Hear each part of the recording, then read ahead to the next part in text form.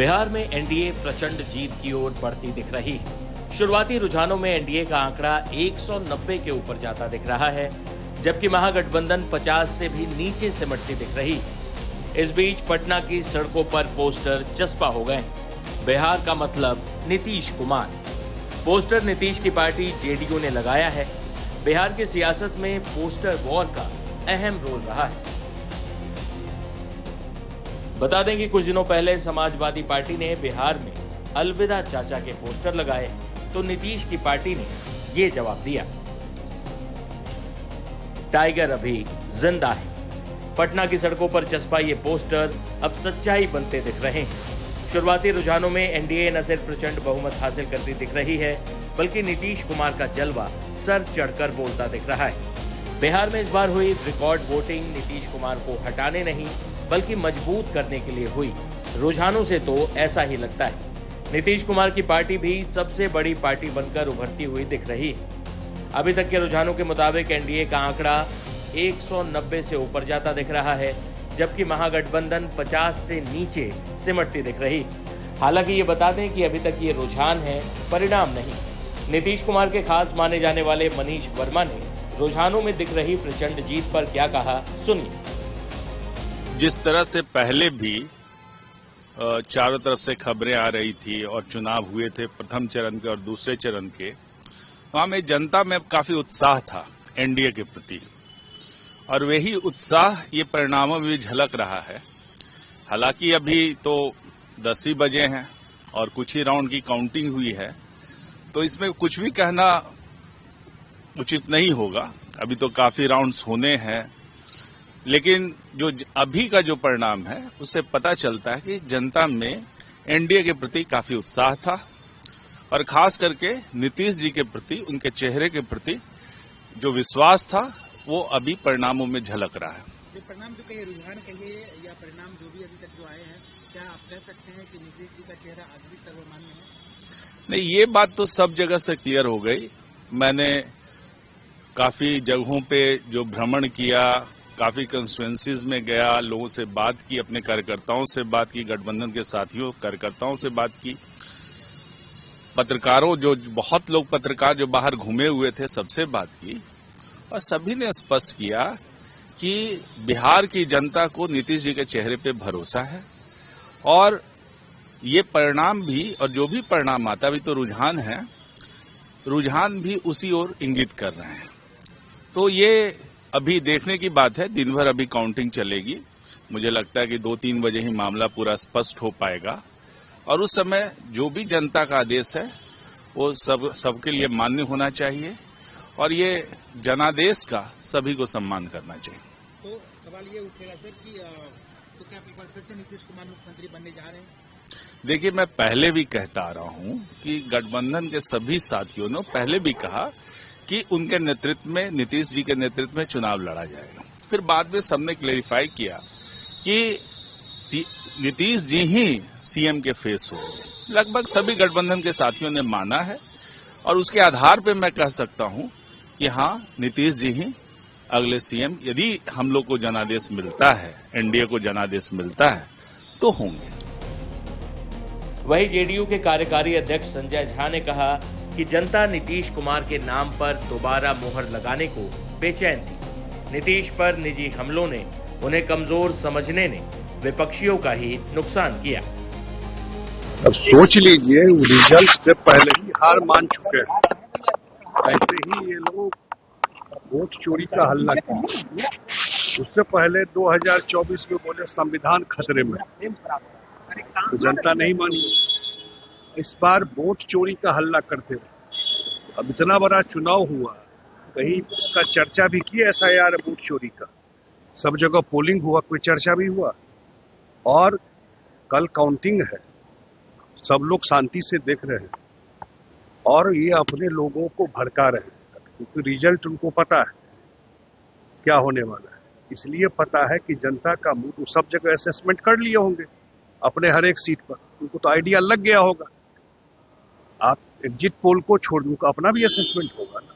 उसके बाद लोगों को भड़काना, होना क्या है? जो जनता आशीर्वाद अगर देगी तो फिर से नीतीश कुमार जी की सरकार बनी।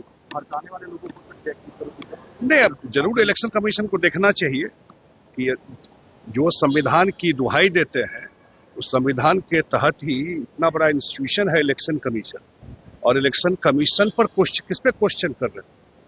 वो चुनाव वो ऑलरेडी अपना बना रहे हैं, कल के हार के बाद क्या बोलना, उसी के लिए इलेक्शन कमीशन पर क्वेश्चन कर रहे हैं, बिना इंतजार किए हुए कि कल काउंटिंग होगा। वो हार मान चुके हैं और अभी से लोगों को भड़काने का प्रयास कर रहे हैं, अपने लोगों को। नीतीश कुमार को लेकर एक पोस्टर लगा हुआ है, लिखा है टाइगर अभी जिंदा। तो मैं बहुत पहले बोला था बहुत पहले कि जब लगे आपको कि नीतीश कुमार जो लोग चलाने लगता है कि नीचे डाउन हो गए, तो समझिए कि एकदम फिनिक्स की तरह वो ऊपर निकल गए। लेकिन काउंटिंग से पहले इस तरीके से जो आरजेडी के नेता कह रहे हैं खुद जंगल राज की भूमिका को परिभाषित कर रहे हैं। बिल्कुल कर रहे हैं, इसी तरह की राजनीति तो करते रहे वो। जिस जंगल राज के खिलाफ लोगों ने मत दिया, ये कौन सी भाषा है? ऐसे ही बिहार चलाते रहे, भड़काना, जातीय दंगा कराना, धार्मिक उन्माद, सब सारा चीज जो हो सकता है वही चीज वो करते रहे, और आज भी यही भाषा का प्रयोग कर रहे हैं, क्योंकि उनको पता है कि बिहार की जनता उनको रिजेक्ट कर चुकी है। वादा की पिटारा खोलने वाले सबसे वादा की पिटारा खोलने वाले तेजस्वी यादव का क्या रहेगा? वादा तो नेता के क्रेडिबिलिटी पे है ना, कि जनता आप पर कितना विश्वास करती है। डपोर संखी वादा जनता हंसती है, तो इसलिए वादा का क्या होगा, वादा आप कैसे पूरा करेंगे जनता भी देखती है ना। आप ही लोग माइक लगाकर जब पूछ रहे थे भाई कैसे आप दीजिएगा लोग, तो दाएं बाएं देख रहे, वो हिसाब ही नहीं है। और नेता के क्रेडिबिलिटी, नीतीश कुमार कुछ बोलते हैं तो जनता को विश्वास होता है कि नहीं बोल रहे हैं, हिसाब किताब करके लाए हो कि कैसे काम कर रहे हैं। जिसको करना ही नहीं है तो कुछ भी बोल सकता है। कितनी सीटों का अनुमान है?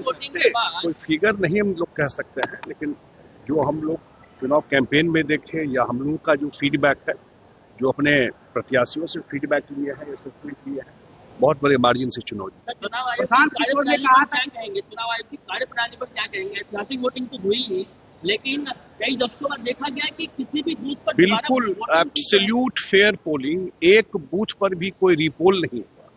तो चुनाव आयोग को दोनों बात की, एसआईआर का काम जो बिहार में शुरू करा है, उससे जो इलेक्टोरल रोल का क्लीनिंग हुआ कि जितने लोगों का डेथ हो गया और कहीं कोई कंप्लेन नहीं, बहुत बढ़िया काम किया।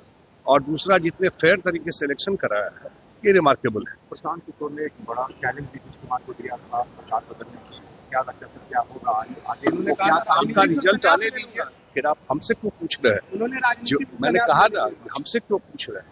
पहले कल का रिजल्ट आने दीजिए। सर एक पोल में सर आपका सरकार आने वाली है, पता चला है, तो क्या कृषि आधार क्या था, उद्योग लगाएंगे आप? भाई ये तो प्रायोरिटी है ना, कल आप रिजल्ट आने दीजिए, फिर अगले 5 साल का प्रायोरिटी भी सरकार बताएगी। सर दिल्ली कांग्रेस को लेकर कांग्रेस अब सवाल देख रही है कि इसमें छोटे को कैसे पहुंचा और साथ ही साथ इसका जिम्मेवारी को देखिए, इस पर राजनीति नहीं करनी चाहिए, और मुझे लगता है जितना अखबार पढ़ा हूँ उसी की बेसिस पे कह सकता हूँ। इन्वेस्टिगेशन चल रहा है, और जो अखबार के रिपोर्टिंग से बहुत बड़ी घटना हो सकती है, जिसको किसी न किसी उससे ये घटना नहीं हुई, लेकिन ये इस पर सरकार इस पर जवाब दे ही रही है अपने तरीके से। और एक बार इन्वेस्टिगेशन पूरा हो जाए तो इस पर कमेंट करना ज़्यादा बेहतर होगा। लेकिन ये सही है कि 10-11 साल में नरेंद्र मोदी जी के आने के बाद कोई घटना दिल्ली में लगभग 0 हो गया। ये घटना हुई है तो निश्चित रूप से जितना सख्त कार्रवाई है सरकार प्रधानमंत्री की तरफ से एक सख्त एक्शन भी होना होगा।